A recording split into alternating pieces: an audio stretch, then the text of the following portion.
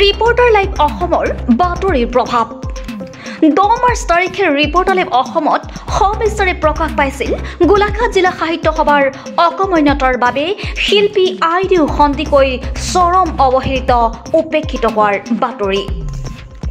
গোলাঘাট জিলাৰ কমাৰগাঁৱত অৱস্থিত শিল্পী আইডিউ সন্দিকৈ সংগ্ৰহালয় হাবি জংঘলেৰে ভৰি পৰা দুৰৱস্থাৰ বাতৰি প্ৰকাশ হোৱাৰ পিছত সৃষ্টি হৈছিল তীব্ৰ প্ৰতিক্ৰিয়াৰ।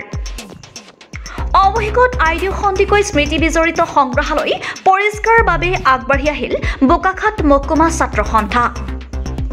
কেইবাখনো আঞ্চলিক ছাত্ৰ সন্থাৰ বিষয়ববীয়াই হাবি জংঘল কাটি পৰিষ্কাৰ কৰিলে সংগ্ৰহালয়ৰ বাকৰি। তাৰ বিপৰীতে আজি কুপতি কাণখাৰ নাই গোলাঘাট জিলা সাহিত্য সভাৰ নেতৃত্ব আৰু শিল্পী সমাজৰ। চৰম উপেক্ষিত আৰু অৱহেলিত হোৱা অসমীয়া বোলছবিৰ প্ৰথম নায়িকাগৰাকীৰ স্মৃতি কৃতিৰাজি যোগমীয়া কৰাৰ ক্ষেত্ৰত যথোপযুক্ত ব্যৱস্থা লোৱাৰ দাবী বোকাখাত মহকুমা ছাত্ৰ সন্থাৰ। News desk report, reporter live Assam.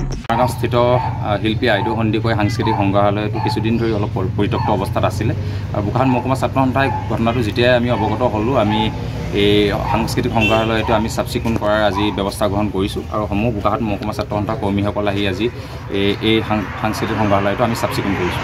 নিশ্চিতভাৱে আচলতে চৰকাৰখনে মহাকাশৰ কথা ক'বলৈ লৈছে, মহাকাশৰ কথা চিন্তা কৰাটো ভাল কথা, কিন্তু তাৰ আগত আমাৰ মাটিৰ যিবিলাক মানুহ, মাটিৰ যিবিলাক শিল্পীসকলৰ তেওঁলোকে যাতে অৱহেলা নকৰে, তেওঁলোককো অলপ মন কাণ দিয়ে। তেওঁলোকৰ যিবিলাক স্মৃতিৰ নামত যিবিলাক অনুষ্ঠান প্ৰতিষ্ঠান গঢ় লৈ উঠিছে, এই অনুষ্ঠান প্ৰতিষ্ঠানসমূহ কেৱল মাত্ৰ এটা গৃহ এটা নিৰ্মাণ কৰিয়ে তেওঁলোকে দায়িত্ববিলাক সামৰিছে আৰু এই গৃহসমূহ নিৰ্মাণ কৰাৰ পিছত আচলতে কাম কাজবিলাক কেনেকৈ চলিছে, কি অৱস্থাত আছে, এইসমূহ চোৱাৰো তেওঁলোকৰ সময় নাই। গতিকে আমি দাবী জনাইছোঁ বোকাখাত মহকুমা ছাত্ৰ সন্থাই এনে আইডিউ সন্দিকৈ নহয়, যিসমূহ শিল্পী আছে, আমাৰ মাটিৰ শিল্পী আছে, এই শিল্পীসকলৰ যথোপযুক্ত সন্মানখিনি চৰকাৰখনে দিব বুলি আমাৰ আশা কৰিলোঁ।